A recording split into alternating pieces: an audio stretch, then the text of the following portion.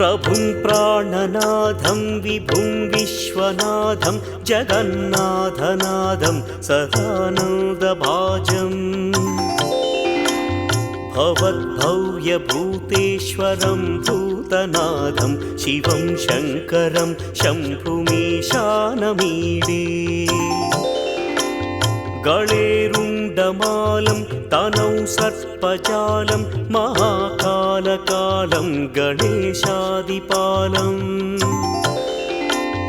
जटाजूटगङ्गोत्तरं गैर्विशिष्यं शिवं शङ्करं शम्भुमीशानमीडे मुदामाकरं मण्डनं मण्डयन्तं महामण्डलं भस्मभूषाधरन्तम् अनादिं ह्यपारं महामोहमारं